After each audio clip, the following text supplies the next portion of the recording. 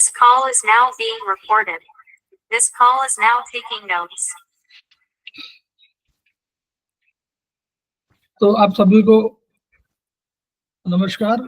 और हम लोग फिर अपने क्लासेस में आ गए हैं। ये आज बीएचबी से ये क्लास की शुरुआत हो रही है। सेमेस्टर 1 की क्लासेस हैं।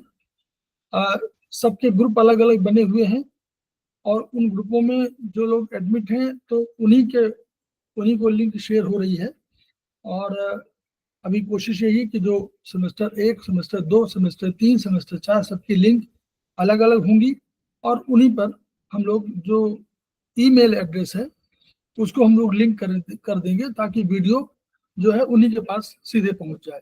उसी के बाद जब हम लोग करेंगे वीडियो को अपलोड करेंगे तो वो सीधे पहुंच जाएगी। तो हम लोग होमोस्टेसिस पर बात कर रहे हैं, तो आज हम लोग उसी की चर्चा करने जा रहे हैं।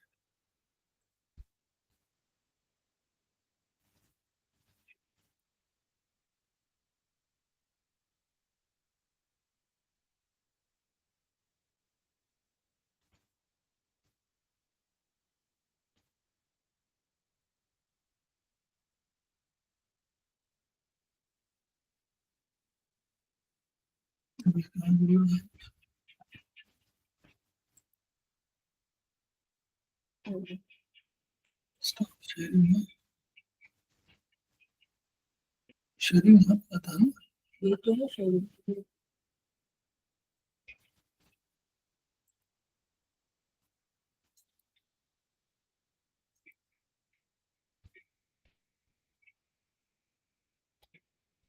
इसका लिंक कहाँ था? चेंज कर लिया क्या?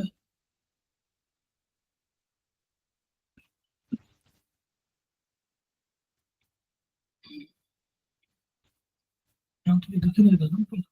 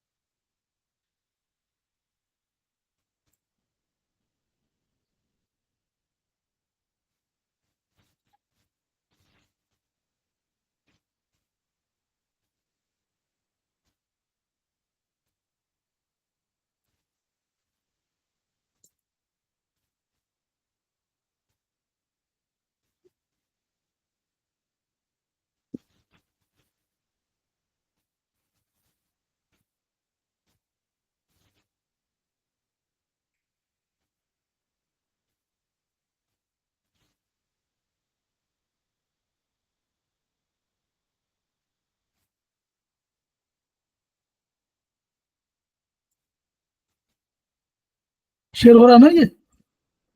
ठीक है, हम लोग यहाँ शुरू करते हैं। अब समस्थापन का जो कंसेप्ट है, सबको आवाज सुनाई पड़ रही? जी सर। जी, तो समस्थापन का हम लोग कंसेप्ट पढ़ रहे हैं। ये हम लोग पढ़ते क्यों हैं? क्योंकि अगर समस्थापन ना हो, जिसको बोलेंगे होम्योस्टेसिस, अगर ये ना हो तो हमारे और जो समाज या समाज का ही वातावरण, इनके बीच में संतुलन स्थापित नहीं होगा। और ये बात हम लोग कह रहे थे, भारतीय दर्शन में इस बात को पहले से कहा गया था कि यावंतो ही लोके मूर्तिमंतो भाव विशेषाः तावन्तः पुरुषे और यावन्तः पुरुषे तावंतो लोके। यानी जो भी कुछ ब्रह्मांड में है, क्योंकि हम उसी के अंश हैं और हम ब्रह्मांड के जितने भी एलिमेंट्स हैं उन्हीं से हमारा, उन्हीं घटकों से, उन्हीं कंपोनेंट से हमारा शरीर बना हुआ है।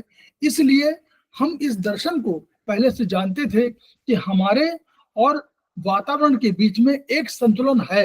अगर वो संतुलन रहता है तब हमारा जीवन है, हम स्वस्थ हैं। और अगर ये संतुलन नहीं है तो ये हमारा शरीर नहीं रह पाएगा, निरोग रहेगा या मर जाएगा। तो ये उसको जो मॉडर्न साइंस ने कैसे देखा, मॉडर्न साइंस ने किया,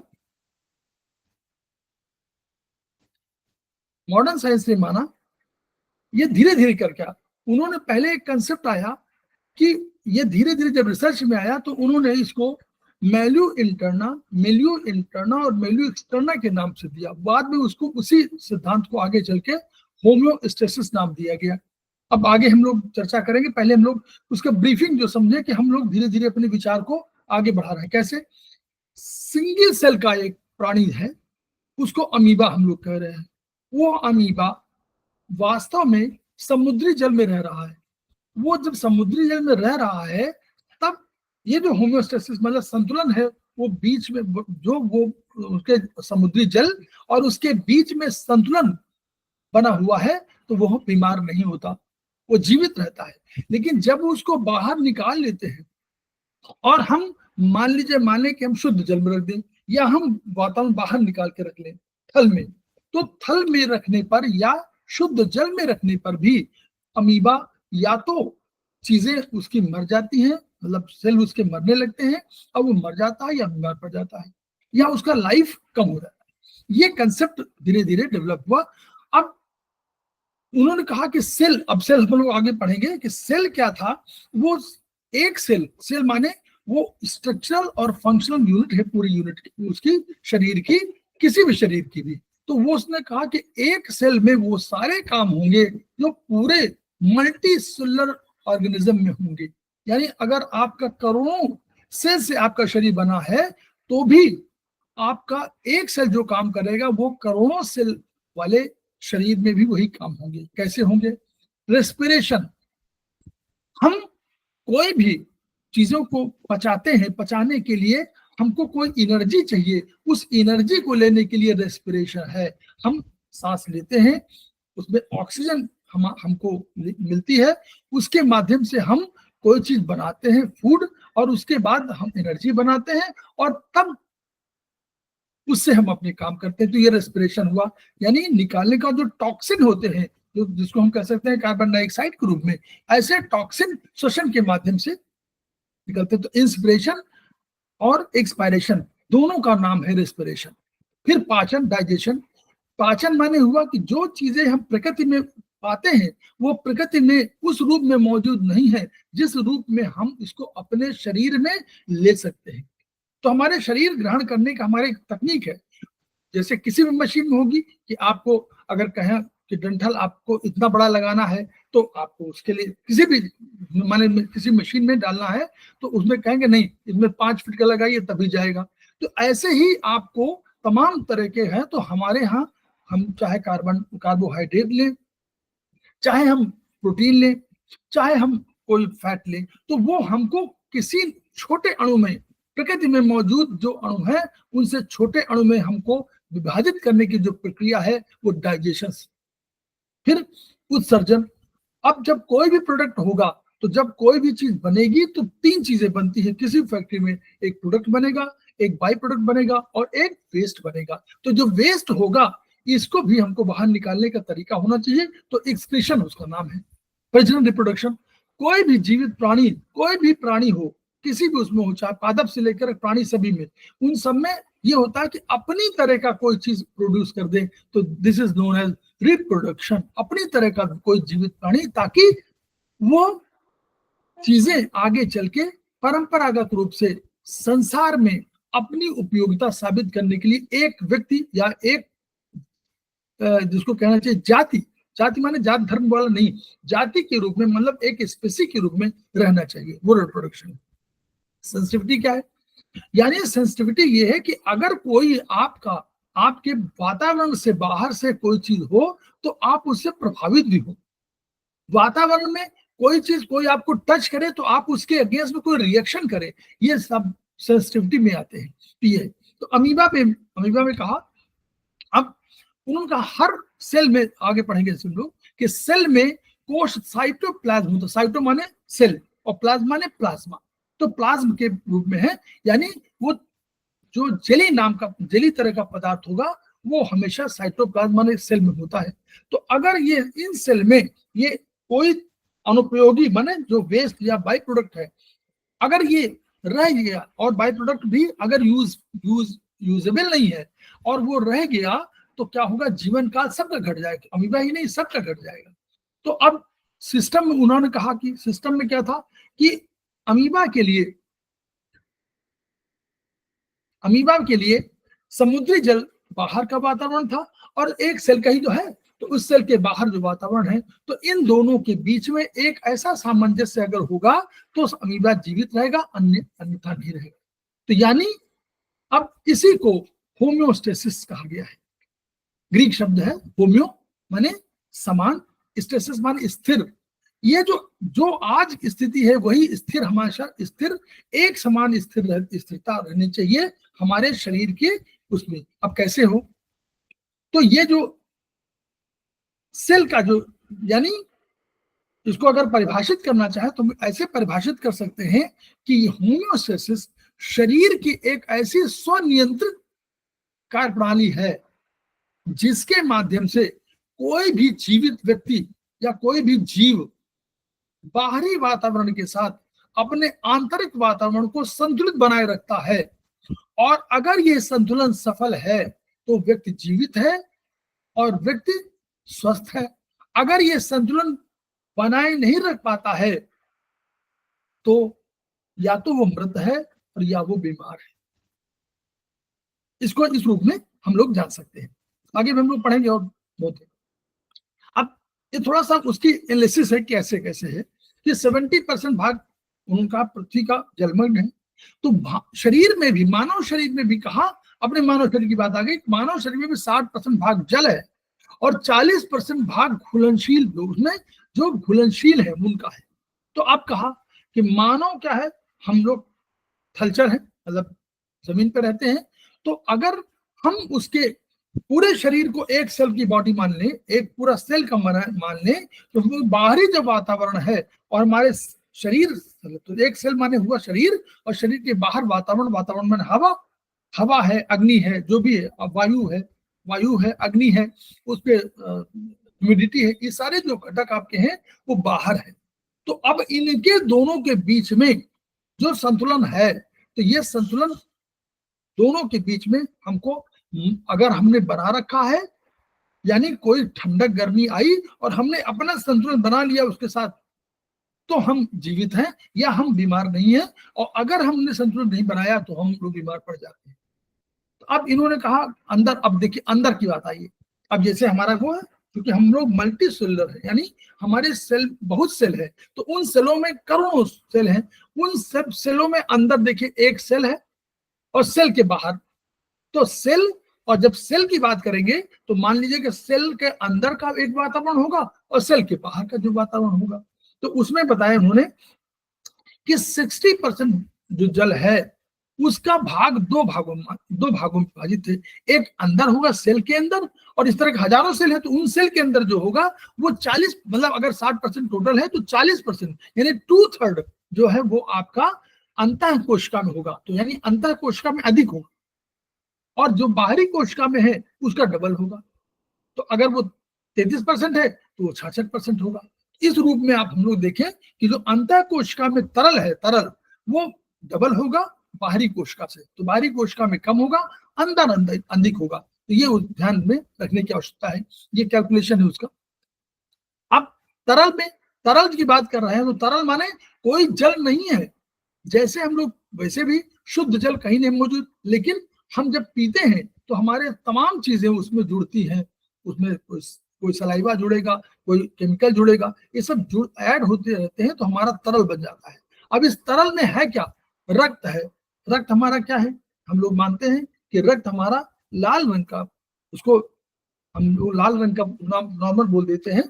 तो फिर रक्त होगा तो वो हमको क्या करेगा, वो भी हीमोग्लोबिन ले जाएगा और उससे भी हमारा जीवन इसलिए चलेगा क्योंकि वो ऑक्सीजन को एनर्जी में कन्वर्ट करने के लिए हीमोग्लोबिन के माध्यम से ऑक्सीजन जाएगी, तो वो रक्त उसके लिए हो जाएगा। और इसका रंग होगा स्कारलेट रेड। जब हम लोग बात करेंगे तो हम लोग हमेशा स्कारलेट, इंग्लिश का शब्द यूज करेंगे तो हमेशा गलती नहीं होगी, स्कारलेट रेड रक्त का रंग होगा, जो शुद्ध रक्त होगा। अशुद्ध का हो जाएगा, स्कारलेट रेड उसका नहीं होगा, उसका हो जाएगा थोड़ा सा नीलिमा लिए हुए होगा। ठीक है। तो अब लिम्फ क्या है, ये भी लिम्फ शरीर में सिस्टमेटिक दूसरी चीज है जो रक्त के पैरेलल चलती है। जब शरीर से हृदय की ओर रक्त जाता है तो उस सिस्टम की तरह एक और लिम्फ सिस्टम है जो भी डिफेंसिव सिस्टम, डिफेंस का काम भी करती है, और वो भी काम करती है। जो वेस्ट रक्त निकाल चुका होता है, रक्त गिरा देता है अपना रक्त, वो चीज लिम्फ जो है लेकर के उसको हार्ट तक पहुंचाती है। सेरेब्रो स्पाइनल फ्लूइड अपने आप नाम है, सेरेब्रो माने सेरेब्रम, यानी सेरेब्रम अलग ऊपर सिर का, और स्पाइनल माने स्पाइन। तो स्पाइन और ब्रेन और स्पाइन के में जो फ्लूइड लगातार बहता रहता है, जो 125 ml के आसपास होता है, और वो 500 ml लगभग बनता है, तो यानी बनता है और वो बाद में शुद्ध होने के लिए भी अलग जाता है, तो वो उसको सेरेब्रो स्पाइनल फ्लूइड बोलते हैं। इसी में हमारा मस्तिष्क तैरता रहता है। सेमिनल फ्लूइड हम लोग जान रहे हैं कि सेमिनल फ्लूइड क्या है, स्पेशली मेल में ये होगा। तो मेल में जो उसके टेस्टिस हैं वो उस पर एक सेमिनल फ्लूइड बनाते हैं, जो अंतः जो है और वेजिनल कांटेक्ट के बाद जो है जब ओवा से मिलता है तो फर्टिलाइजेशन के प्रोसेस में उसको यूज होता है। ये भी मिल्की टाइप का होता है, और इसमें भी तमाम जो हमारे सेमिनल वेसिकल हैं उनके माध्यम से भी जो कुछ सिक्रेशन होते हैं वो ऐड होते हैं, प्रोस्टेट ग्लैंड से ऐड होते हैं। इसमें मोर और लेस बहुत चीजें अवेलेबल होती हैं। जो सबसे अधिक महत्वपूर्ण उसमें फ्रक्टोज भी होता है, फ्रक्टोज यानी फ्रक्टोज भी होता है। इसके अलावा तमाम जो भी आप समझ सकते हैं कि हमारे ऑर्गेनिक और इनऑर्गेनिक कंपोनेंट्स हैं वो बहुत से उसमें होते हैं। यानी क्योंकि वही अल्टीमेटली जो है सबसे प्राथमिक चीज है जिससे आगे आपके शरीर का निर्माण होता है। फिर अंतःस्रावी ग्रंथियों का काम। ये एंडोक्राइन सिस्टम क्या है, दो सिस्टम है, आप लोग ध्यान दीजिएगा, एंडोक्राइन सिस्टम और एक्सोक्राइन सिस्टम। एक्सोक्राइन सिस्टम में होता है कि जो भी कोई भी आपका कोई सिक्रेशन किसी ग्रंथि से निकलता है, तो अगर वो किसी माध्यम से जाता है यानी किसी डक्ट से जाता है तो उसको बोलते हैं एक्सोक्राइन ग्लैंड। और जो कोई एंडोक्राइन माने हुआ कि जिसमें कोई ट्यूबिकल स्ट्रक्चर नहीं होता, जिसमें किसी सतह पर ही सीधे रक्त वो जो सिक्रेशन है वो जाता है, उसको एंडोक्राइन बोलते हैं। तो ये एंडोक्राइन सिस्टम है, बहुत ही इंपॉर्टेंट सिस्टम है ये। पाचक ग्रंथियों का शाप, जो पाचक ग्रंथियां हैं एंजाइम्स निकालती हैं, कुछ और सिक्रेशंस निकालती हैं, उन सबको वो उन ग्रंथियों से जो निकलता है ये सब उसमें शामिल है। नासिका श्राव, नाक से हम बोलते हैं कि नाक निकली है, तो नाक से जो श्राव निकलता है उसको नासिका श्राव बोलते हैं। लेक्राइमल आंसू निकलते हैं, और यूरिन, और इसके साथ साथ साइनोवियल फ्लूइड जो हमारे जोड़ों में उपस्थित होता है, जो जोड़ों को लिब्रिकेट करता है और उसमें आपको दर्द नहीं होता, चलने में सहयोग करता है। तो ये इसमें तरल उन्होंने कहा। अब तत्वों की अब तत्व जो है जो आयुर्वेद कहता है, उसमें आयुर्वेद में 5 आकाश वायु अग्नि जल पृथ्वी कहा गया। तो उन्होंने कहा कि उसी तरह जो पंच तत्व हैं अपने अपने सिस्टम के हिसाब से अलग अलग लोगों ने वर्णित किया। हम लोगों ने जो आयुर्वेद वाले थे उन्होंने कहा आकाश वायु अग्नि जल पृथ्वी। साइंस ने कह दिया कि ऑक्सीजन 62% है, कार्बन डाइऑक्साइड उसके बाद नेक्स्ट जो कार्बन है तो कार्बन 18% है, हाइड्रोजन हमारा 10%, नाइट्रोजन बहुत कम 3% है, और मेटल जो है वो 7% है। तो इन्हीं से हमारे शरीर का निर्माण हुआ है।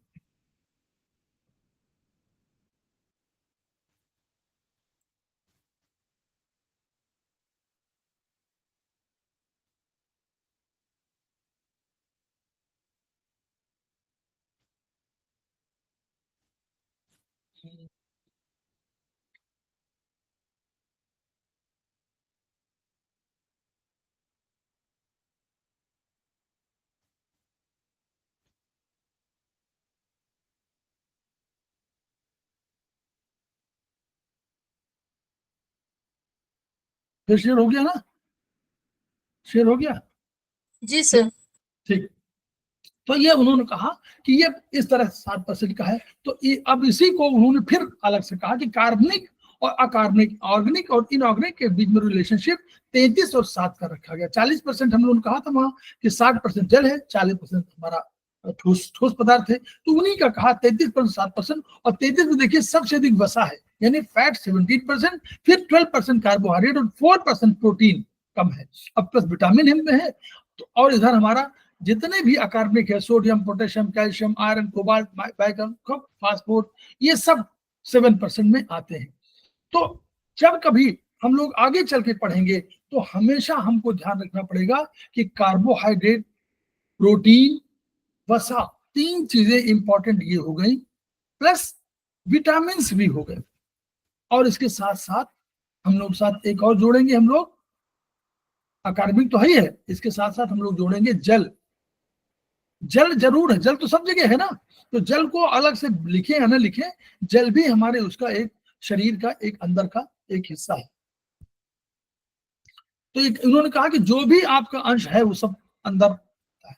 अब आगे चलिए, अब यहीं से हमारा और भी शुरू होगा। इसको समझने से हम लोग आगे चल के क्या करेंगे वो समझना है। अब इनके उपयोगिता कैसे हो कि हमारे शरीर का कार्बोहाइड्रेट जो हम कहते हैं खाते हैं, उसका काम क्या है, ईंधन, फ्यूल है, यानी इसी को बर्निंग के द्वारा, इसी के बर्निंग से हमको क्या बनेगा, हमारी ऊर्जा बनेगी।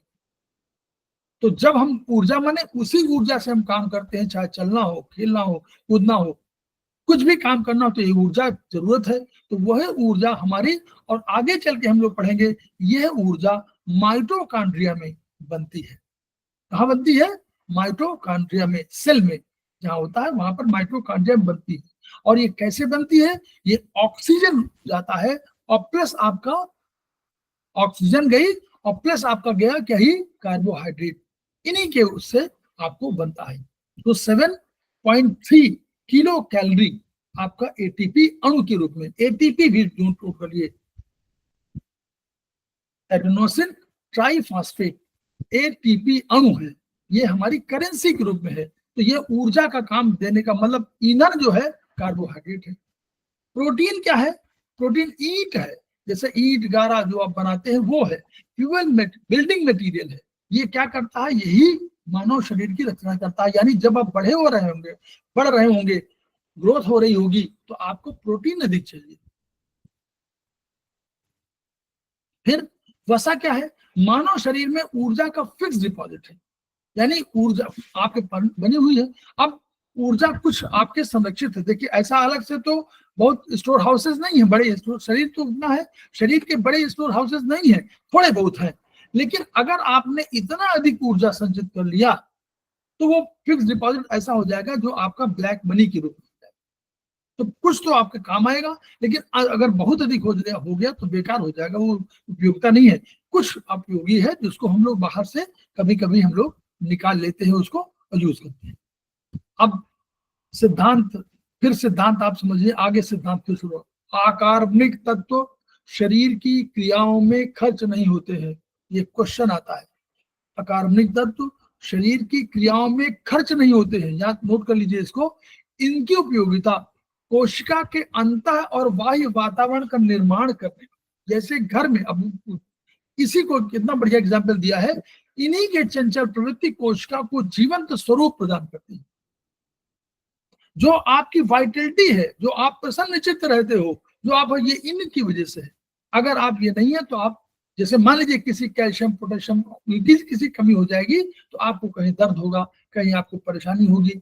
पोटेशियम वगैरह कम हो जाएगी, सोडियम वगैरह कमी हो जाएगी तो आपका ब्रेन फंक्शन उतना नहीं हो पाएगा।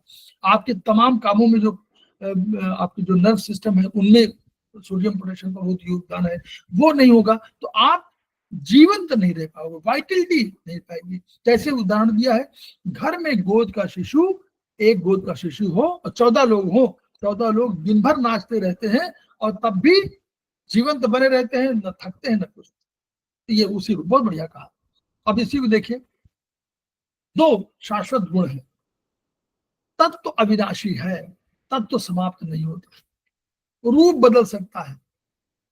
कार्बन, हाइड्रोजन, ऑक्सीजन से ग्लूकोज बनेगा, फिर ग्लूकोज से कर देंगे तो फिर यही बन जाएगा, कार्बन डाइऑक्साइड बन जाएगा। तो यानी ये बदल सकते हैं, रूप परिवर्तन है, बदल खत्म नहीं हो सकती। मॉडर्न साइंस मानती है कि कुछ परसेंटेज तत्व जो है नष्ट हो रहा है, बहुत करोड़ों वर्ष बाद की होगा, लेकिन कुछ परसेंटेज कम हो रहा है। दूसरा क्या है,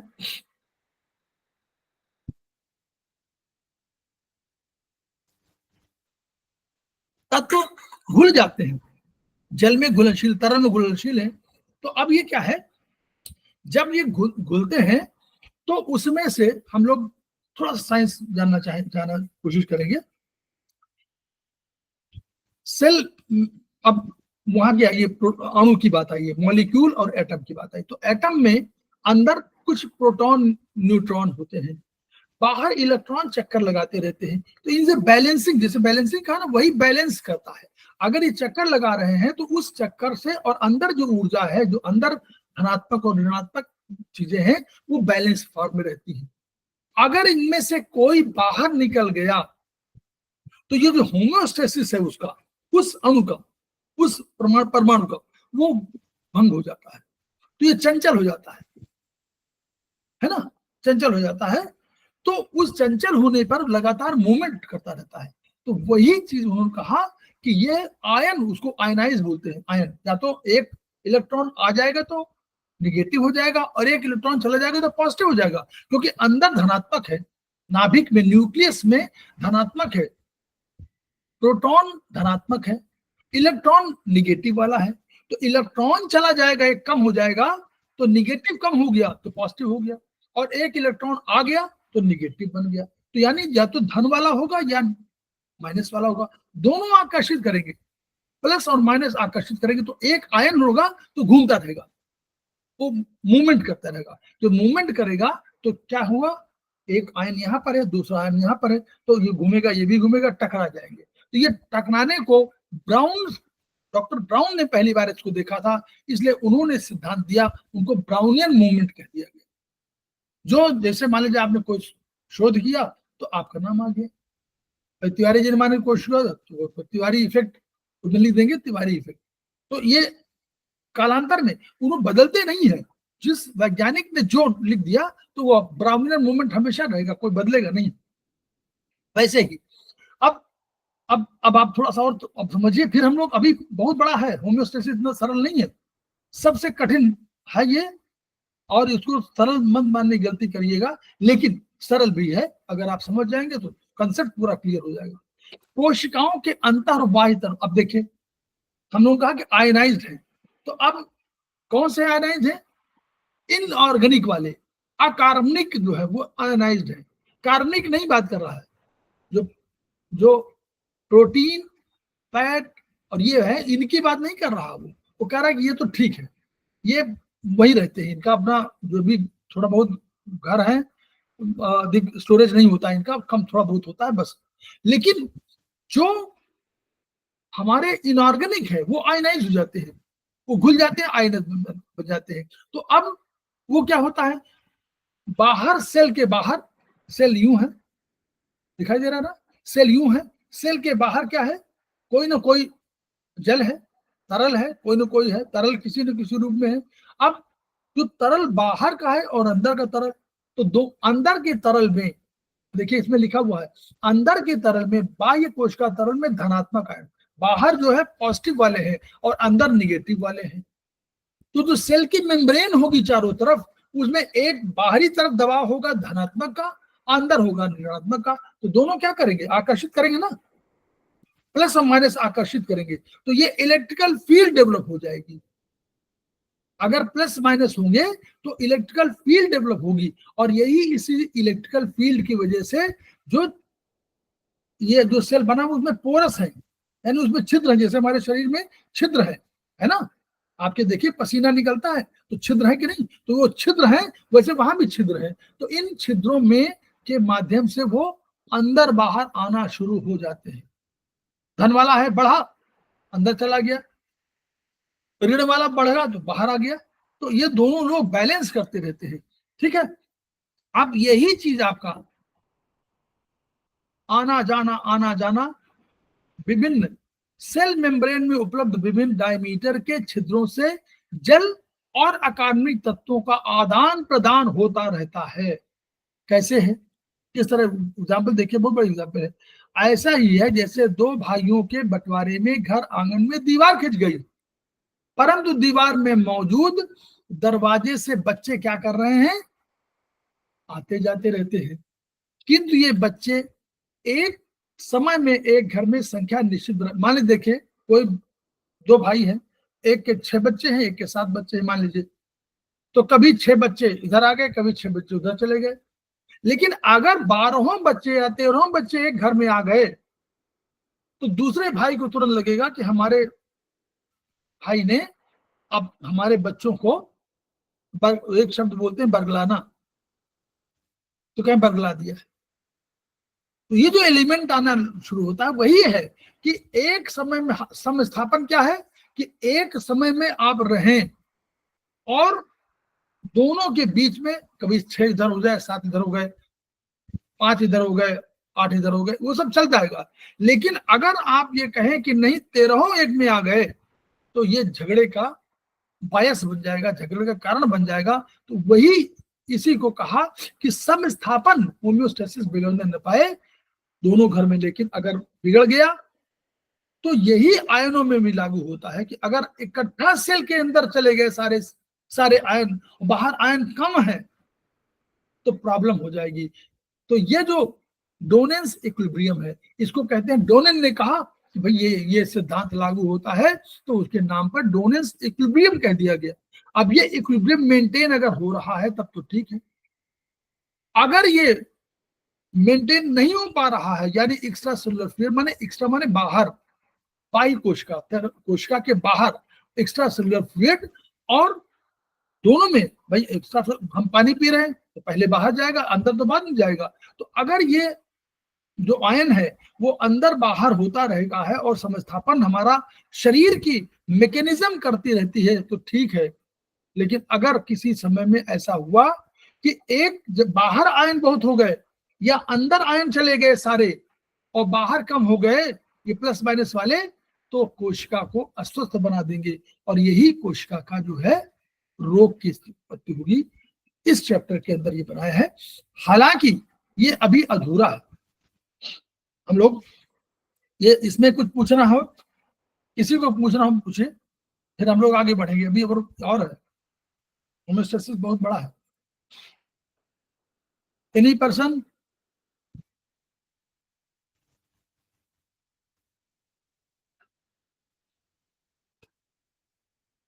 नहीं? देखिए ये देखिए, अब देखिए और ठीक है, चले चले। अब देखिए इसमें एक थोड़ा सा और भी हुआ है। अब ये देखिए होम्योस्टेसिस, यहाँ देखिए कहा कि देखिए पहले क्या है, पहला अगर कोई जंगल में आप रह रहे होते तो क्या पहले पशु से आपको डर लगता? शिकारी जो पशु हमारे हैं वो क्या है, वो डरते हैं शिकारियों से कि शिकारी गोली न मार दे, हाथियों को मार डालते हैं। तो यानी केवल यही डर का कारण नहीं है कि अब शिकारियों से लड़ जाएंगे या शेर से भिड़ जाएंगे, तो ये आपके लिए वही नहीं था। शरीर जो आपके अंदर है वो बेचारा लगातार संघर्ष करता रहता है, उसके लिए लगातार वही स्थिति है जैसे शिकारी हो बाहर घूम रहा हो या शिकार बाहर जो है कोई शेर घूम रहा हो, तो वैसे ही स्थिति है। अब ये हम लोग समझ नहीं पाते लेकिन अंदर से कितना संतुलित अवस्था बनाए रखते हैं, यही होम्योस्टेसिस है। अब 2 ग्रीक शब्द हैं, होम्यो समान और एक जैसा, और स्टेसिस माने स्थिर, यानी कोई चीज है, कोई एक चीज एक समान स्थिति में बने रह रहे हैं, तो this is known as homeostasis. संतुलन बनाए रखना है। हम लोग संतुलन की बात हमेशा करते थे, भारतीय दर्शन में बहुत पहले संतुलन की बात थी, इन्होंने बहुत बाद में डेवलप किया है। ये तो सब 1632 के बाद की डेवलपमेंट होगा या 1800 का होगा शायद। तो यानी तो जीव का बाहरी वातावरण में होने वाले परिवर्तन के अगेंस्ट में अपने आंतरिक वातावरण को तादाद बना लेना, ये है। जैसे क्या क्या एग्जांपल दिया, आंतरिक मापदंड क्या है, तापमान टेम्परेचर 98.4 ये होना चाहिए। रक्त शर्करा शुगर लेवल हमारा बिल्कुल बैलेंस होना चाहिए, अगर मान लीजिए आपका है तो 110 ऐसे जो होना चाहिए नॉर्मली। रक्तचाप ब्लड प्रेशर वो भी हमारा तय होना चाहिए 120/80। पीएच हमारा जो है नॉर्मली शरीर का पीएच 8 के आसपास होना चाहिए अंदर, और बाहर जो है जहां पीएच 3 पीएच है, 3 पीएच मतलब आप सोचिए सलाइवा का हमारा कितना होना चाहिए 6.5 बोलिए, कोई अब आप लोग सीनियर हैं, बोलिए पीएच सलाइवा का 6 6.8। यस 6.3 to 6.8 ये होना चाहिए, ठीक, वेरी गुड। अब उसी तरह यूरिन का पीएच भी होना चाहिए 6 to 7 के बीच में, मतलब 6 पॉइंट, वो भी 6.23 पर होना चाहिए। अगर 7 के बाद पहुंच रहा है तो वो प्रॉब्लम है। और हमारे स्टमक में जब निकलता है हमारा काइम बोलते हैं, तिवारी जी होंगे तो काइम बोलेंगे वो, तो वो कहेंगे उसका पीएच होना चाहिए 1.2 से लेकर के 2 के बीच में, ठीक है।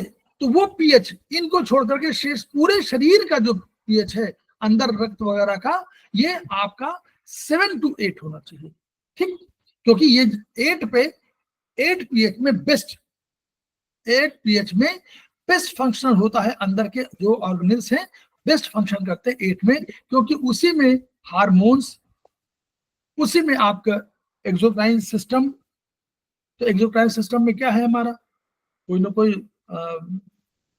क्या कहते हैं ये हार्मोन, और दूसरा एंजाइम्स, तो एंजाइम्स ये सब उसी पर फंक्शन करते हैं। सर कोई पवन सहगल है, वो ज्वाइन नहीं हो पा रहे हैं। अच्छा ज्वाइन कर लिया उन्होंने, अभी ज्वाइन किया शायद, ठीक है अभी सर। शायद ज्वाइन किया मुझे लगता है, आया था मैसेज, आया था क्या? जी सर। अभी अभी शायद ज्वाइन किया। पवन जी आपने ज्वाइन कर लिया है? पवन जी यस हाँ सर, दिख तो रहे ज्वाइन। यस सर, आपने ज्वाइन कर लिया ना, ठीक, ओके। तो ये जो ये वाला कि यानी अपने आंतरिक मापदंड जो हमारे हैं उनको बना, और उसी तरह रक्त की मात्रा, आपका शरीर में जल की मात्रा, सब बैलेंस फॉर्म में होनी चाहिए। अगर बैलेंस फॉर्म में नहीं है तो प्रॉब्लम होगी। ये शेयर नहीं हो रहा क्या? ये शेयर नहीं हो पा रहा शायद। ये इस बारिश में तो नहा लूं तो ठीक हो जाए। सर हो तो रहा है बड़ी देर भी आ रही, चलो है, शेयर हो रहा था, गर्मी में अभी हट गया। सारी जिंदगी की।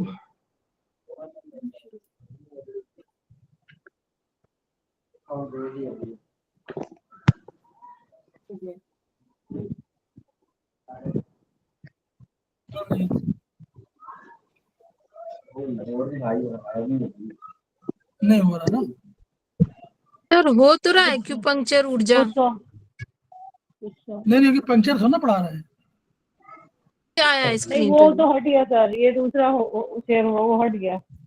वो तो पूरा पहले वाला है, वो तो दूसरा शेयर होना चाहिए। पहले वाला हट गया। पहले वाला हट गया ना, अभी अभी कर रहा हूँ, देखिए हाँ थोड़ा सा।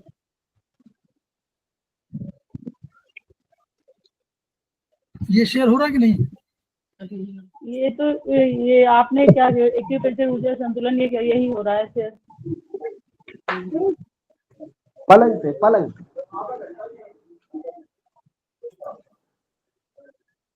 चल छड़ दे।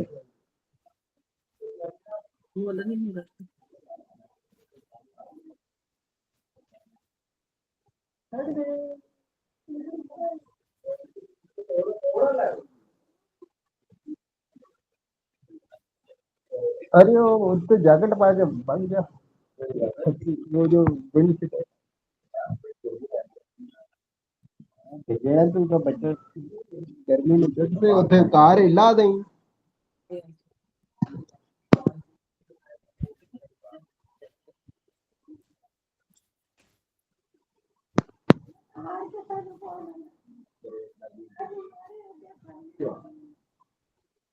ठीक है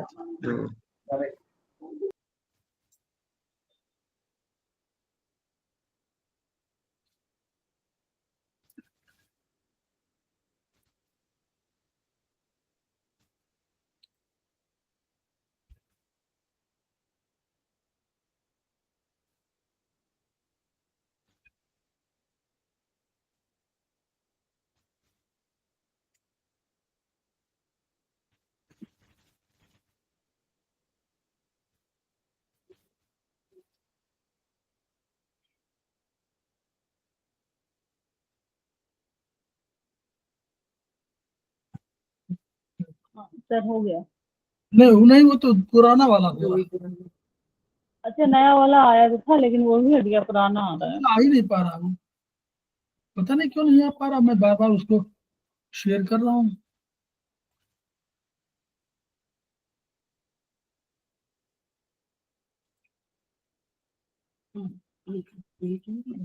तो इसको शेयर कैसे करना है ना, शेयर करेंगे नहीं तो कैसे आएगा,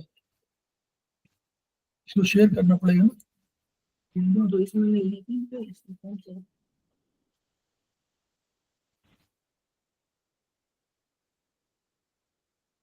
सर आ तो गया होमियोस्टेसिस नियंत्रण प्रणाली के घटक। एक नया वाला कर लिया। नहीं तो ये शेयर तो हो रहा है लेकिन मूवमेंट नहीं हो रहा है इसका, तो फायदा क्या हुआ है, सवाल नहीं हुआ तो फायदा। अच्छा अच्छा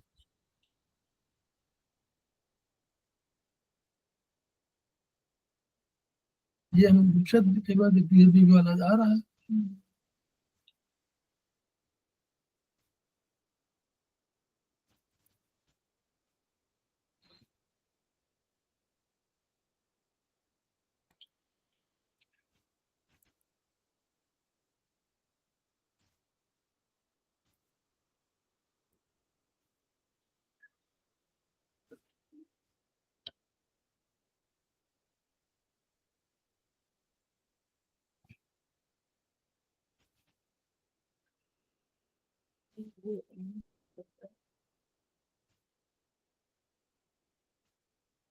नीचे और किसी उसमें तो नहीं है।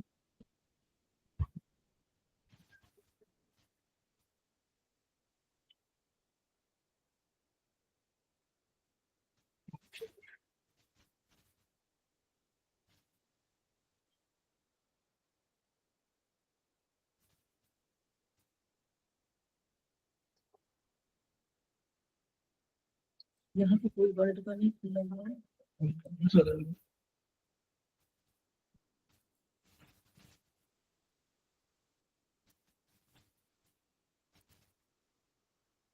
चलो तो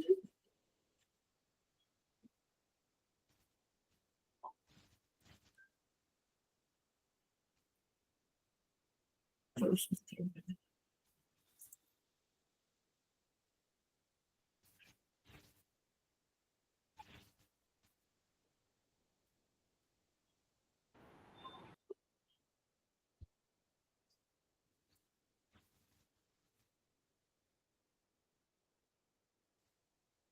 यहाँ पे देखिए, यहाँ पे किसी ने किया हुआ है।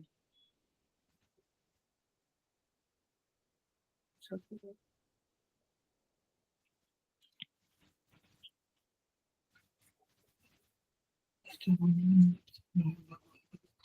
समझा रहे थे मुझे।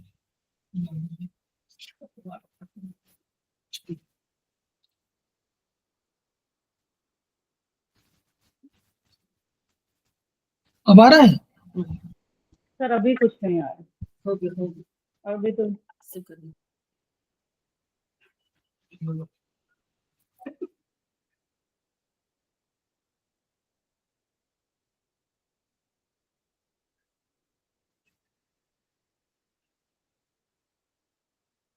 ये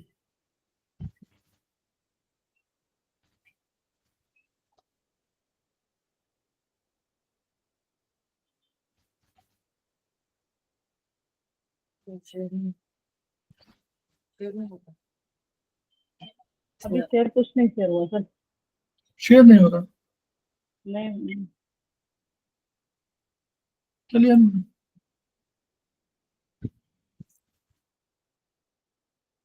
शेयर हो ही नहीं, पता नहीं क्या क्या, हम तो कुछ तकनीकी कोई गलती है जो हम लोग नहीं शेयर हो रहा है लेकिन वो स्क्रॉल नहीं हो रहा है। नहीं, जो शेयरिंग तो ना बोलते हैं उसको, नहीं बोलते पहले ही बात वो हमें केवल एक ही हो रहा है, वो बस दोबारा हो ही नहीं रहा। वो दूसरा जो है वो किसी तरह करते हैं तो पता नहीं, वहाँ आ तो रहा है, वहाँ शेयर भी लिख रहा है लेकिन इसमें आ ही नहीं रहा, उसमें एक ही दिख रहा है। चलिए इन्हें हम ऐसे ऐसे बता देते हैं, अभी शेयरिंग तो नहीं हो पा रहा है। ये शेयर हो रहा, मूवमेंट नहीं हो रहा है शायद। हाँ वही तो, उसी को तो भाई, अगर शेयरिंग हो और मूवमेंट ना हो तो फायदा क्या। हाँ हाँ वही। वो हम उसमें जोड़ रहे हैं, सारी चीजें मैं एक ढंग से कर रहा हूँ, लेकिन सब वो कहाँ गलती हो रही है समझ ही नहीं पा रहा मुझे। ये हूँ, मैंने खोला, मैं इसको यहाँ खोल करके मैं ले आया, ये मुझे तो दिख रहा है। वो तो है। अच्छा इसमें नहीं होता है। हाँ, बेटा। जब इसमें करेंगे तो हम कहीं खोलेंगे ना, ये तो बताओ। विंडो शेयर करेंगे, तो ये फिर हो गया। फिर मैंने इसको ये वाला खोला, फिर शेयर किया। अब ये होना चाहिए शेयर ना। शेयर तो हो रहा है सर, लेकिन आप मूवमेंट नहीं कर पा रहे हो ना, शेयर तो हो ही रहा। नहीं, तो जब हम शेयर करने के लिए उसमें जाते हैं तो वो पुराना वाला होम्योसिस खोल दे रहा, नया नहीं खोल रहा। नहीं, अभी अभी तो ये नया वाला है ना, पुराना कहाँ है।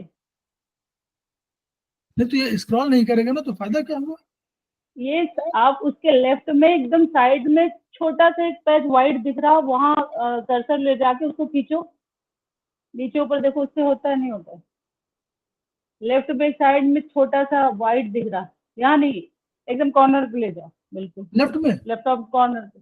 हाँ लेफ्ट में, वो आपका लेफ्ट होगा। हाँ वहां अच्छा एक बार म्यूट छोड़िए, म्यूट कर दीजिए।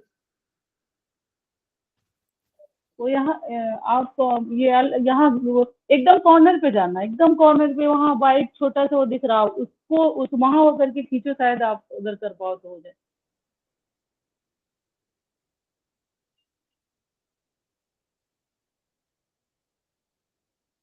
नहीं नहीं कर पा रहे हो, ये आप पेज पे ही है, साइड में नहीं जा रहा है, बिल्कुल साइड में। इतना छोटा मुझे दिखता है।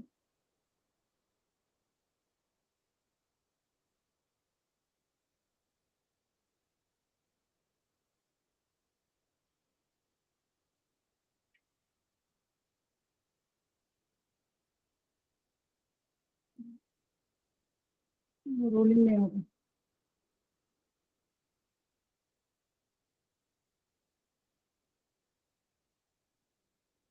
सर आप म्यूट हो गए हैं क्या, आप म्यूट हो गए हैं।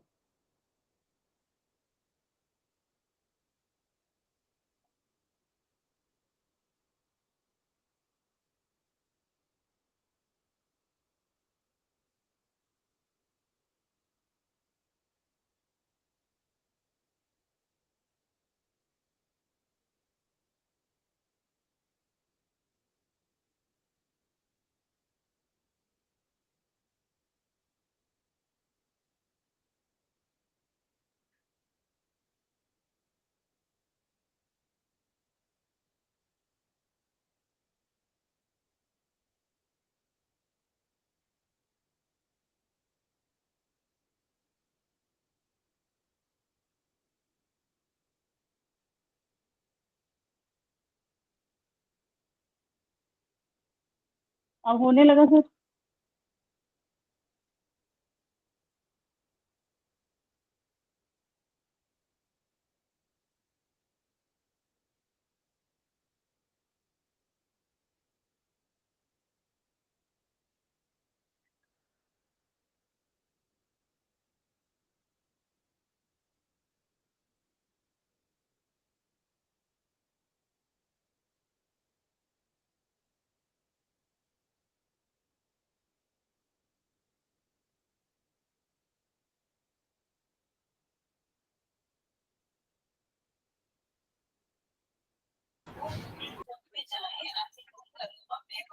गूगल क्रोम में जाके हम हो गया, अब हो रहा ना। हाँ सर, हाँ हाँ ठीक, हाँ अब ठीक, चलिए।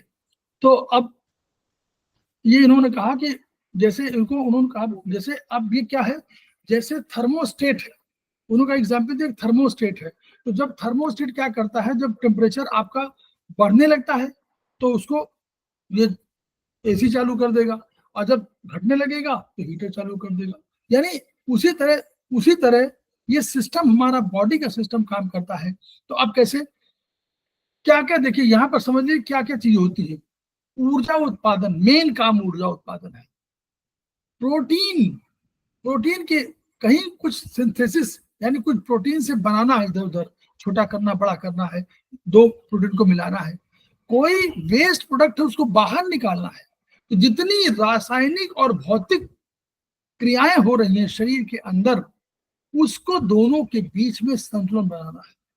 जैसे बॉडी क्षारीय होने लगे, एल्कालाइन होने लगे, यानी पीएच हमारा 8 से ऊपर जाए तो भी गड़बड़। अगर यूरिन हमारा 8 से ऊपर चला जाए तो यानी हमको यूटीआई होने की संभावना हो जाएगी, इन्फेक्शन हो जाएगा। अगर हमारा बॉडी एल्कालाइन हो, वो एसिडिक हो जाए तो हमको जलन महसूस होने लगेगी, चित्तियां होने लगेंगी, आपको खुजली होने लगेगी। बहुत ठंडा गर्म हो जाएगा तो क्या होगा, वही फंक्शन नहीं हो पाएगा, ना प्रोटीन का उधर प्रोटीन संश्लेषण नहीं पाएगा, ना आपका जो है हार्मोन्स का ठीक से हो पाएगा। पोषक तत्वों कमी हो जाए तो भी कोई कोशिकाएं अगर मान लीजिए उनको न मिले, भोजन न मिले तो क्या करेगी, कोशिकाएं बंद कर देगी। तो इसीलिए ये होम्योस्टेसिस को एक जीवन का एक अनिवार्य चीजों को मानना है, और इसीलिए होम्योस्टेसिस की बहुत महत्ता है। अब घटक क्या है, इसके नियंत्रक हम समझ लें कि कैसे होता है। नंबर 1 नोट कर लीजिएगा इसको, पहले ये हम लोग थोड़ा सा और डीप साइंस में जा रहे हैं। सेंसर रिसेप्टर, पूरे शरीर में हमारे पास सेंसर रिसेप्टर है, पूरे शरीर में, ठीक है। और ये क्या होता है, ये आपका कोई भी चीज होगी यहाँ से सूचना देने काम करते हैं कि आपको गर्मी लग रही है, ठंडक लग रही है, बारिश हो रही, इन सब की सूचना देने के लिए हमारे होती है। और इनको क्या करेगा, ये कौन सा होता है, ये नर्वस सिस्टम से कंट्रोल होती है, जो हमारा ब्रेन सिस्टम नर्वस सिस्टम से कंट्रोल होती है। तो ये जो इनको हम लोग कह सकते हैं, जो साइंस की भाषा में स्टिमुलस कहते हैं। कोई किसी ने टच किया स्टिमुलस, कोई पिन चुभ गई स्टिमुलस, कोई भी पानी ठंडा अधिक लग गया गर्म स्टिमुलस, ये सारी चीजें हैं। तो क्या होती है ये,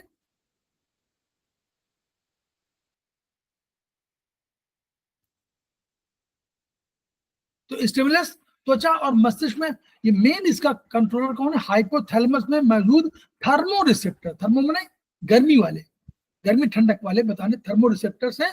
ये शरीर के तापमान में परिवर्तन बताते हैं, और इसी तरह उनका हर शरीर में हर जगह मौजूद है।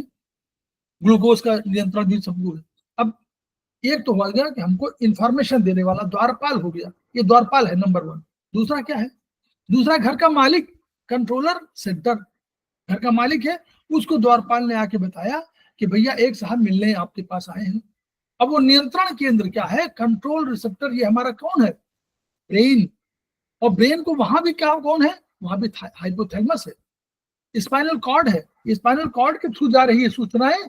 तो वो क्या होता है, और तीसरा हमारे पास शरीर में 2 और बहुत महत्वपूर्ण है, जैसे नर्वस सिस्टम के साथ साथ एक और जुड़ा हुआ है एंडोक्राइन सिस्टम। वो क्या करता है, दोनों मिलकर के शरीर की सारी क्रियाओं को कंट्रोलिंग करते हैं। ये नियंत्रण केंद्र है। तो ये नियंत्रण केंद्र के पास गया, सीपीयू की तरह है, गया, आपने 2+2 लिखा सीपीयू में, आपने टाइप किया, तुरंत सीपीयू ने कहा 4।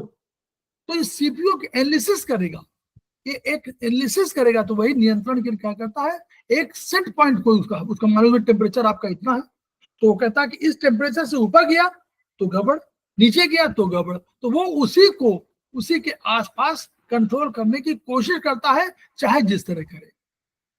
वो कहाँ देगा ऑर्डर, या तो वो एंडोक्राइन सिस्टम से कहेगा, हाइपोथैलेमस उसका भी इंचार्ज है, तो कहेगा कि भाई ये काम कर लीजिए। कभी कहेगा ब्रेन को, कभी कहेगा हार्ट को ये फंक्शन कर दो, कभी कहेगा लंग्स को ये फंक्शन कर दो। ये सारी चीजें करेंगी, ये नियंत्रण केंद्र से निर्धारित होंगी।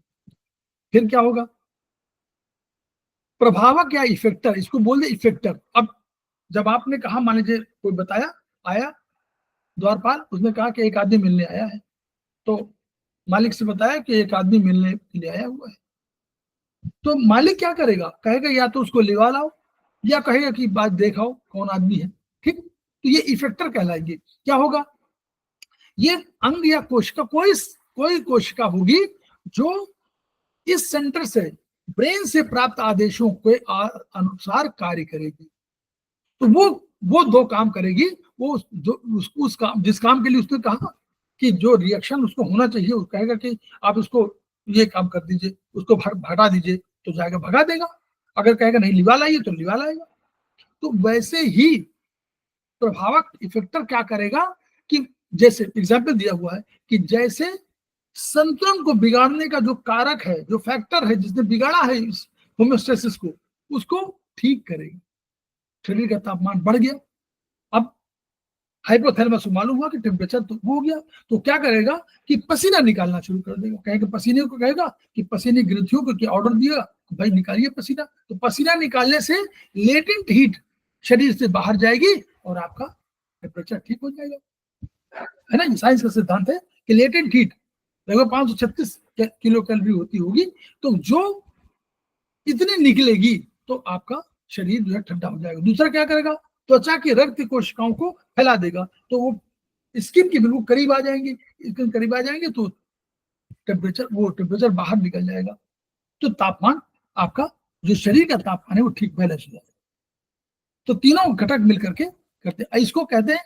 अब फिर आप बोलिए, मान लीजिए आपने कहा, हम लोग पढ़ाया, हमारे मान लीजिए कोई और बैठे हुए हैं, कोई हमारे ये एक कोई ट्रस्टी बैठा दिया गया, उसने कहा कि बताइए कि वो श्रीवास्तव साहब कैसा पढ़ा रहे हैं, तो किससे पूछेगा, वो आप ही से पूछेगा। तो ये आपसे पूछेगा, तो ये फीडबैक है, this is known as feedback. वो फीडबैक ले रहा है कि पढ़ाया कि नहीं पढ़ाया, कि केवल गप मारी। तो ये जो फीडबैक है, इस फीडबैक को साइंस की भाषा में दो तरह के फीडबैक होता है, या तो वह ये निगेटिव फीडबैक है या ये पॉजिटिव फीडबैक है। अब निगेटिव फीडबैक का अर्थ समझिए, निगेटिव को निगेटिव अर्थ मत समझिएगा, negative is very positive feedback, ठीक है। कैसे फीडबैक होगा, हमने कहा ऊपर हाइपोथैलेमस है, हाइपोथैलेमस बैठा हुआ है ब्रेन के अंदर। अब उसको मालूम हुआ नकारात्मक क्या है, होम्योस्टेसिस स्थिति को बनाए रखने के लिए उसने जैसे नकारात्मक क्या कहा, हानिकारक नहीं है, बल्कि कैसे करेगा कि उसको ओरिजिनल सिचुएशन में ला दे। मान लीजिए उसने कहा कि जैसे अभी एग्जांपल आया था कि हमारा टेम्परेचर बढ़ गया, अब हाइपोथैलेमस ने कहा कि भाई टेम्परेचर बढ़ गया, तो उसने ऑर्डर दिया और कहा कि पसीना निकाल दो। मान लीजिए पसीना बहुत निकलने लगे, तो जल कम होने लगे, तो भी गड़बड़ है। इतना जल न निकल जाए कि मतलब आपको तो उसमें क्या करेगा, वो रोक देगा प्रक्रिया को, वहां से इंफॉर्मेशन जाएगी कि भाई अब मत निकालवाने दीजिए, नहीं तो अब गड़बड़ हो जाएगा, तो वो तुरंत रोक देगा। This is negative feedback. जैसे एग्जाम्पल, बहुत बढ़िया एग्जाम्पल है, आप पढ़िएगा इसको। स्टिमुलस क्या करेगा, सामान्य मान से विचलन होना।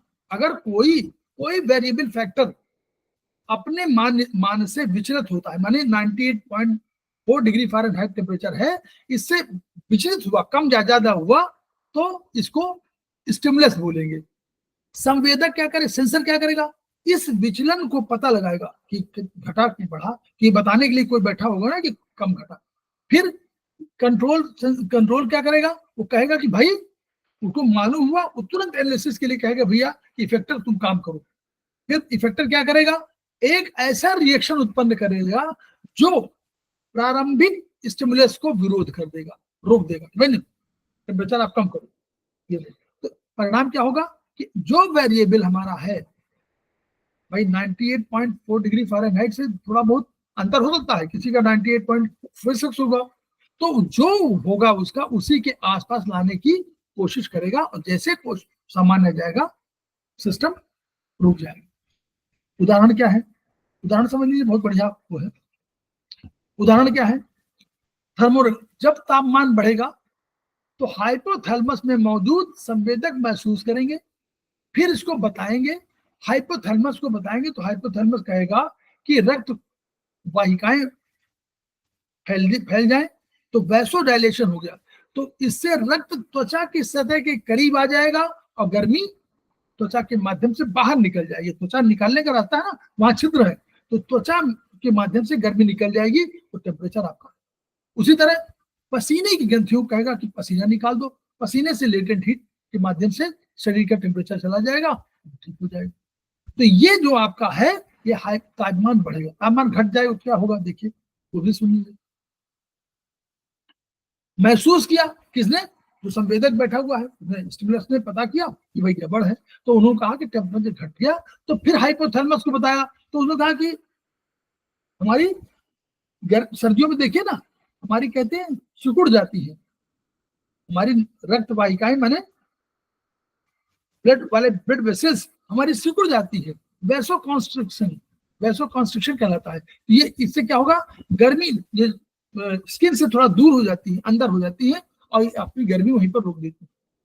इसके अलावा क्या करेगा, दूसरा काम देखिए क्या करेगा, ठंडक में हम लोग कांपने लगते हैं ना ऐसे, तो क्या करेगा, जो आपका ये आपका स्पाइनल कॉर्ड है, इसके सारे पूरे शरीर का जो वो है कंकाल तंत्र जिसको है, स्केलेटल मसल्स सबको कहेगा तेजी से संकुचित करिए और यूं करिए। तो ऐसे करने पर कंपने से होता है, हम क्या करते हैं, इससे हीट जनरेट करते हैं। तो ये हीट जनरेट होगी तो आपका, इसीलिए आप ठंडक में नहाने जाइए, कांपने लगते हैं। तो कांपना जो है ये बॉडी के इसी सिस्टम के हिसाब से है, वो आप गर्मी उत्पन्न करते हैं तो आपको गर्मी मिल जाती है। 2-3 और बता दी बस। Sugar, blood sugar, blood glucose आपका रेगुलेशन होना चाहिए। अब देखिए क्या होता है, आपने भोजन किया, भोजन जैसे करेंगे या आप, तो भोजन करने के बाद ग्लूकोज का स्तर बढ़ जाएगा। जैसे आप खाना खाते हैं तो आपका भाई आपने खाया, अब पाचन में समय लगेगा तो ग्लूकोज का स्तर बढ़ गया। अब पैंक्रियाज आपका क्या है, उनकी पैंक्रियाज में बीटा सेल जो होती है वो इसको महसूस, वही निकालती है कौन सा, वो निकालती है कौन सा हार्मोन, इंसुलिन। सब लोग नोट कर लीजिए, बीटा सेल निकालती है इंसुलिन। तो इंसुलिन निकाला इन्होंने। अब इंसुलिन क्या करेगा, इंसुलिन 2 काम करेगा। एक तो इंसुलिन भाई उन्होंने कहा कि ग्लूकोज का स्तर ब्लड में बढ़ गया, अब इस ब्लड से इस ग्लूकोज को अंदर जाना चाहिए। तो इंसुलिन क्या करेगी, इंसुलिन जो आवश्यक मात्रा होगी उसको वो सेल के अंदर डाल देगी। एक तो ये काम करेगी। दूसरा काम क्या करेगी, दूसरा काम करेगी कि लीवर को कहेगी कि भाई इस ग्लूकोज को ग्लाइकोजन में कन्वर्ट करके अपने पास रख लो। तो क्या होगा, रक्त से क्या हो जाएगा, रक्त से ग्लूकोज का लेवल घट जा करके अब वो चला जाएगा लीवर में और कुछ सेल में चला जाएगा। तो 2 काम करेगी। एक तो इंसुलिन कहेगी कि जो शुगर है यह सेल के अंदर चला जाए, क्यों, क्या करेगी, वो उसके पोरस को बढ़वा देगी, उसको पोर्स जो होते हैं उसको बढ़वा करके और ग्लूकोज को अंदर करा देगी। एक तो ये काम होगा। दूसरा काम होगा कि वो लीवर को कहेगी कि भाई तुम ग्लाइकोजन में कन्वर्ट कर लो, तो ग्लूकोज कन्वर्ट होकर ग्लाइकोजन में चला जाएगा और तब आपका ग्लूकोज लेवल कम हो गया, सामान्य हो गया। अब जब आप भूखे रहते हैं, उपवास रहते हैं, तो क्या होता है, ग्लूकोज का स्तर गिर जाएगा। जैसे गिर जाएगा तो अल्फा कोशिकाओं को कहेगा, ऑर्डर देगा, यही सिस्टम अल्फा कोशिकाओं को ऑर्डर देगा कि ग्लूकागोन एक दूसरा है हार्मोन, वो उसका सीक्रेशन कर दो। तो ग्लूकागोन क्या करेगा, वो जो लीवर में जो आपका ग्लाइकोजन बना हुआ है उस ग्लाइकोजन को वापस कहेगा ग्लूकोज कि मैं कन्वर्ट कर दो। तो ग्लूकोज का कन्वर्ट कर देगा तो ग्लूकोज आपको मिल जाएगा। ये ग्लूकोज चला जाएगा सेल्स में और ग्लूकोज आपका सेल रक्त में आपका नॉर्मल। ठीक, अब सकारात्मक भी जान लीजिए, बहुत बढ़िया है। ये नकारात्मक थी, ये निगेटिव फीडबैक है। ये सब पॉजिटिव फीडबैक क्या है, ये उल्टा है। जैसे नकारात्मक उसका उल्टा है। इसमें क्या है, इसमें जो चीजें बढ़ी है उसको और बढ़ा देगी। जैसे मान लीजिए जो चीजें हुई, आए मतलब दौड़ रहे हैं आप, तो और तेज दौड़ने के लिए कहेगा। ये क्यों करेगा, ये आवश्यकता है। तो ये उसको सामान्य जैसे मान लीजिए हम टेम्परेचर संबंध बोल रहे हैं कि 98 से मान लीजिए 98.4 हो गया, तो 98.6 हो गया, तो कहेगा और बढ़ा दो। टेम्परेचर के मामले नहीं, और भी मामले में। तो कैसे करेगा, ताकि वो चीजें जिसको जो परिणाम चाहिए वो हो जाए। इसका सबसे बढ़िया एग्जाम्पल देखिए, इसमें वही सिस्टम है। प्रारंभिक परिवर्तन होगा, परिवर्तन का पता लगाएंगे, फिर प्रभाव को उत्पन्न करेंगे, फिर प्रतिक्रिया रिएक्शन उत्पन्न करेगा उसको और बढ़ा देगी। और ये तब तक होता रहेगा जब तक कि कोई फाइनल चीजें न हो जाए। कैसे? एग्जाम्पल बहुत बढ़िया दिया, सुन लीजिए। प्रसव, चाइल्ड बर्थ, प्रसव के दौरान क्या होगा, बच्चे का सिर नीचे रहता है, तो वो सर्विक्स, जो सर्विक्स माने गर्दन, गर्दन माने जैसे बोतल की गर्दन है, तो बोतल की जो गर्दन होती है वो छोटी होती है और सब बड़ा होता है। तो सर्विक्स जो है ये कैनाल है, बर्थ कैनाल। तो बर्थ कैनाल यहीं से जुड़ रही। अब इस सर्विक्स पर बच्चा प्रेशर डाल रहा है कि हमको बाहर। तो क्या होगा, जो यूट्रस में जो रिसेप्टर्स हैं वो इसको महसूस कर लेंगे कि भाई ठीक है, तो ब्रेन को मैसेज भेजेंगे। तो ब्रेन क्या करेगी, ऑक्सीटोसिन नामक हार्मोन निकाल देगी। अब ऑक्सीटोसिन क्या करेगी, वो और जो यूट्रस की जो मांसपेशियां हैं उनको और संकुचित करेंगी तेज, ताकि वो और प्रेशर लगाए, ताकि बच्चा और प्रेशर लगाए, और वो और प्रेशर लगाकर सर्विक्स को और अधिक प्रभावित करे और निकले। यानी अगर घटा देंगे तो बच्चा वहीं रह जाएगा। अब इसमें बढ़ाना है तो इसको और अधिक बढ़ाएंगे, फिर वो इंफॉर्मेशन जाएगी, फिर वो ऑक्सीटोसिन क्या करेगा, फिर वही निकलेगा, फिर जो है मांसपेशियों को करेगा, यूट्रस की मांसपेशियों को, और तब तक दबाव डालेगा जब तक कि बच्चे का जन्म नहीं हो जाएगा। जन्म हो जाएगा, इंफॉर्मेशन पहुंच जाएगी, दान हो जाएगी। ये है सकारात्मक। दूसरा, ब्लड क्लॉटिंग। क्लॉटिंग हुई, हमको चाहिए प्लेटलेट। चोट लगी तो प्लेटलेट छोटे अणु होते हैं, ठीक है, हमारे छोटे सेल्स होते हैं। ये क्या होगा, यहाँ एकत्र होगा, तो और कोई सीक्रेशन करने अपना सीक्रेशन करेंगे, ताकि इसको जो है इस सीक्रेशन, अब इनके पास प्लेटलेट जो है पहले 10 थे, मान लीजिए, एग्जाम्पल दे रहे हैं, तो ये इंफॉर्मेशन के लिए एक सेल रसायन छोड़ देंगे, केमिकल छोड़ देंगे, ये बताने के लिए कि हमारे अपने को सूचना देते हैं कि हम यहाँ पर हैं। तो जैसे आप देखिए, पहले का जंगलों में क्या होता है, वहां सीटी बजाते हैं तो बता देते हैं कि भाई ये कोयल की आवाज है, तो समझे कोयल की आवाज है तो ये इस सेना का आदमी है, ये उसकी पपीहा की आवाज है तो इस सेना का आदमी, ये सब पहले से डिफाइंड है। तो प्लेटलेट्स को और को आकर्षित कर लिया, तो प्लेटलेट्स और वहां पहुंच जाएंगे, और जैसे पहुंच जाएंगे फिर वो छोड़ेंगे रसायन, फिर वही केमिकल छोड़ेंगे, तो और प्लेटलेट्स आ जाएंगे, और उस जगह पर आकर के वो जहां पर आपका ब्लड बाहर निकल रहा था उसको रोक देंगे। तो अगर ये न करेंगे, ये पॉजिटिव फीडबैक है, यानी जो चीज हो रही है उसको और बढ़ाना है, और बढ़ाना और बढ़ाना, तब तक जब तक कि फाइनली धक्का बंद ना हो जाए। ये उसके है। तो मानव शरीर में वही, अब इसके तमाम बहुत अन्य है।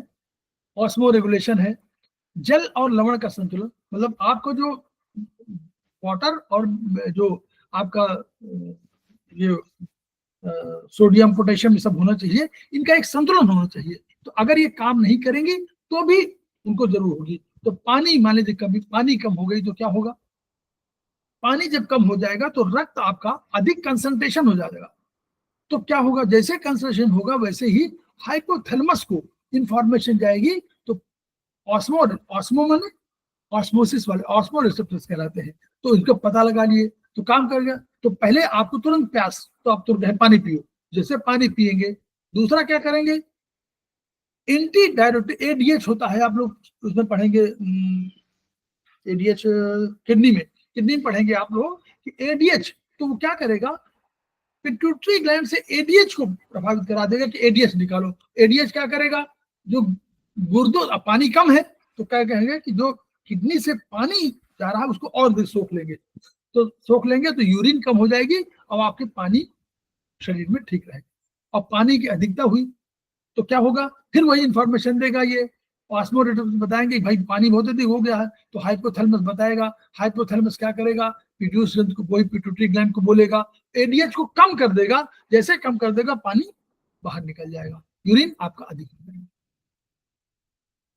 अब उसी तरह ब्लड प्रेशर का, मान लीजिए जो सेल, जो रक्त बह रहा है वो आपका बेसिस पे बह रहा है। अब जो रक्त दबाव डालता है वो एक निश्चित सीमा में है। तो आपका मान लीजिए रक्त बढ़ गया तो क्या होगा, तो अब जो दीवार में, धमनियों में, जो आर्टरीज में जो बैरो रिसेप्टर्स है, दबाव, बैरो माने बैरोमीटर वाले, दबाव वाले, तो ये क्या है, खिंचाव का कितना खिंचाव हो गया इसका पता लगाएंगे। और ये क्या करेंगे, मेडुला को, क्योंकि हार्ट के लिए गवर्निंग है मेडुला, तो मेडुला ऑब्लांगाटा को बोलेंगे तो कहेगा कि हृदय की गति को धीमा कर दीजिए और इसको फैल जाएंगे, गति धीमा हो जाएगी और ये फैल जाएंगे तो रक्तचाप कम हो जाएगा। गिर गया तो वो कम खिंचाव महसूस करेंगे और फिर गति को बढ़ा देंगे, हृदय की गति को बढ़ाने के लिए आदेश दे देंगे और कहेंगे किसी को दीजिए, तो इससे रक्तचाप आपका सामान्य हो जाएगा। उसी तरह गैस में भी है। तो गैस में क्या है, मान लीजिए पीएच आपका 7 देखिए नोट कर लीजिए, पीएच 7.35 से 7.45 के बीच होना चाहिए, ठीक है। ये हमारे रक्त का है, ये रक्त के लिए है स्पेशली, पूरी बॉडी का तो 8+ होना चाहिए, लेकिन ये रक्त का है। ये मुख्य रूप से इसमें क्या है, पीएच का संतुलन कार्बन डाइऑक्साइड की वजह से होता है। अगर कार्बन डाइऑक्साइड आपकी अधिक हो गई तो आपका पीएच जो है आपका कम होने लगेगा, यानी एसिडिक बढ़ने लगेगा, ठीक है। तो ये क्या करेगा, रक्त में CO2 मान लीजिए बढ़ गया, आपने व्यायाम किया बढ़ गया, तो रक्त का पीएच कम हो जाए, कम माने एसिडिक, कम माने अधिक अम्लीय, कम माने 7 से कम हुआ तो अधिक अम्लीय होगा, और 7 से ऊपर तो अधिक एसिड, तब वो हो गया एल्कलाइन हो जाएगा। तो अब ये पीएच कम है, अधिक अम्लीय हो गया, तो वो क्या करेगा, श्वसन केंद्र में बोलेगा केमोरिसेप्टर्स को कि भाई कुछ CO2 बढ़ गया है, कुछ वो है, तो क्या करेगा, डायफ्राम और पसलियों की मांसपेशियों को कहेगा कि और सांस लो, और सांस लो, और सांस लो। जब आप सांस लेंगे तो क्या होगा, और सांस लो, और सांस लो, और तेजी से सांस लो, तो क्या होगा, सांस लेने में आपका तेजी से ऑक्सीजन तो अंदर जाएगी, कार्बन डाइऑक्साइड बाहर निकल जाएगी, तो आपका पीएच फिर ठीक है। तो ये आपका है। इसी तरह मधुमेह में भी है, ये देखिए उम्र बढ़ना, जैसे उम्र बढ़ती है तो ये क्या करते हैं, सारा नियंत्रक सिस्टम, कंट्रोलिंग ये सिस्टम ही वो हो जाता है, थोड़ा सा कमजोर पड़ जाता है, फीडबैक सिस्टम भी लूप धीमे हो जाते हैं। तो इसलिए ये हम लोग समझ नहीं पाते एजिंग में कि टेम्परेचर में कितना परिवर्तन हो गया, क्या होना चाहिए, तो निर्जलीकरण, इन सब में प्रॉब्लम यही होती है, क्योंकि एजिंग में हमारे नियंत्रण कक्ष कमजोर हो जाते हैं, फीडबैक सिस्टम कम हो जाता है, इसलिए बढ़िया से काम नहीं पाता। दूसरा डायबिटीज मेलाइटिस, तो डायबिटिक मेलाइटिस जो है मधुमेह को बोलते हैं। तो ये टाइप 1 क्या है, ये प्रतिरक्षा प्रणाली को ही क्या करती है, जो हमारी प्रणाली है वो समझ नहीं पाती, तो अपनी जो हमारी पैंक्रियाज है उसकी इंसुलिन उत्पादन बीटा कोशिकाओं को नष्ट कर देती है। अब बीटा कोशिकाएं बनाती है इंसुलिन, अब वो अगर नष्ट हो गई तो इंसुलिन रहा नहीं, तो ग्लूकोज को निकालने का सिस्टम उनके पास नहीं है, ग्लूकोज को सेल के अंदर भेजने का सिस्टम नहीं है, ग्लूकोज को ग्लाइकोजन में परिवर्तन करने का सिस्टम नहीं है, तो वो बढ़ने लगता है आपका ब्लड शुगर। टाइप 2 में क्या होता है, शरीर में ऐसा नहीं है कि इंसुलिन बन रहा, लेकिन जितना बनना चाहिए उतना नहीं बन रहा, तो यानी ये हमारा पैंक्रियास थोड़ा सोया हुआ है, थोड़ा इनएक्टिव है, इनएफिशिएंट है थोड़ा सा। तो ये क्या करती है, ये अब इसमें भी ये बढ़ता है, तो ये भी करती है कि ये प्रतिक्रिया नहीं करेगी, और इसमें भी क्या करेगा, जितना इंसुलिन बनना चाहिए उतना नहीं बना, तो सेल के अंदर जा नहीं पाएगा, और उतना ही आप उसको कन्वर्ट करने के लिए लीवर को कह नहीं पाएगा। तो इसलिए यहाँ भी रक्त शर्करा जो है, ग्लूकोज बढ़ने लगता है शरीर में। अब अगर हाइपरटेंशन है तो रक्तचाप को नियंत्रित करने वाली तंत्र की विफलता है। यदि लगातार उच्च बना है तो धमनियां क्या होगी, नुकसान पहुंचा देंगी।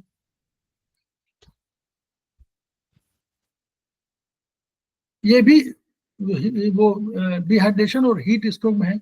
डिहाइड्रेशन में यही हुआ, डिहाइड्रेशन में क्या होगा कि टेम्परेचर इतना बढ़ जाता है, डिहाइड्रेशन क्या होता है? आप धूप में गए, अचानक ही क्या हुआ, टेम्परेचर खूब बढ़ा और आपका रक्त पहले पहले क्या हुआ, पहले जो स्वेट ग्लैंड्स हैं वो निकलना शुरू हुई, स्वेटिंग शुरू हुई, तो स्वेटिंग हुई, अंत में अंदर का पानी खत्म हो गया, और अंदर का पानी खत्म हो गया और टेम्परेचर तब भी बढ़ जा रहा है, तो डिहाइड्रेशन हो गया। अब डिहाइड्रेशन में क्या होगा, सिस्टम फेल कर गया, तो इस सिस्टम में यानी हमारा हाइपोथैलेमस सिस्टम भी परिवर्तन नहीं महसूस कर पाता और वो भी समझ नहीं पाता, इसकी वजह से क्या होता है, हीट स्ट्रोक हम बोलते हैं। और एक वो हाइपोथैलेमस के पास एक और पॉइंट है, वहां क्या है, टेम्परेचर का नियंत्रण कक्ष है। अब वो टेम्परेचर इतना बढ़ जाता है तो ये आंतरिक शीतलन तंत्र विफल, और उसको हाइपोथैलेमस बेचारा सोचने लगता है कि क्या मेरा टेम्परेचर वास्तव में 98.8 है या 98 99 है या 102 है, तो वो 102 अपने को मान के बैठ जाता है और वो उसको मतलब उस रूप में वो अपने को 102 मान के बैठता है, और जैसे उसको नॉर्मल मान लेता है वैसे ही वो हीट स्ट्रोक की दशा में जैसे आप नहाते हैं या जो आप कुछ करते हैं फिर वो 102 हो जाता है, फिर वो आप नहाते हैं फिर आप कुछ पानी पीते हैं वो फिर 102 हो जाता है, और अल्टीमेटली यही सिस्टम बहुत बार करने पर बड़ी मुश्किल से ये आपका शीतलन तंत्र जो है, जो ठीक करने वाला, वो सफल होता है, तब जाकर आप ठीक हो पाते हैं। तो ये इसलिए होम्योस्टेसिस का बहुत बढ़िया ये है, तो ये बहुत ही महत्वपूर्ण टॉपिक है, इसलिए इससे अवगत कराना हम लोगों का काम था। अभी हम लोग जो है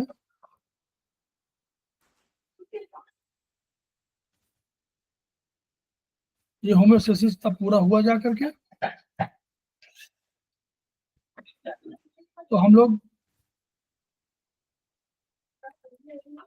लोग इसको पढ़ेंगे, समझेंगे, और हमारा उद्देश्य क्या है कि ये सारी चीजें जो हम पढ़ रहे हैं साइंस की, या हम लोग चाइनीज पढ़ेंगे या हम लोग आयुर्वेदिक पढ़ेंगे, इन सब के माध्यम से हम रोगों से मुक्ति का उपाय ढूंढ रहे हैं, लोगों को रोग से दूर करने का, रोगों को दूर हो जाए, हमारी बीमारी कम हो और रोग मुक्ति जल्दी मिले, इसका प्रयास कर रहे हैं। खेमका सर का सपना वास्तव में था each one reach one, each one treat one, each one teach one. हम लोग उसी को पूरा करने के लिए है कि हमारा ज्ञान बढ़ेगा तो हम प्रैक्टिकल के साथ साथ हम लोग बीमारी को जल्दी जान जाएंगे, और बीमारी को जान जाएंगे तो उसके रोकने के उपाय जानेंगे, पीड़ित मानवता को कहीं ना कहीं फायदा होगा। इन्हीं शब्दों के साथ हम लोग अभी 5 मिनट का विराम लेते हैं, फिर हम लोग अभी फिर मिलते हैं।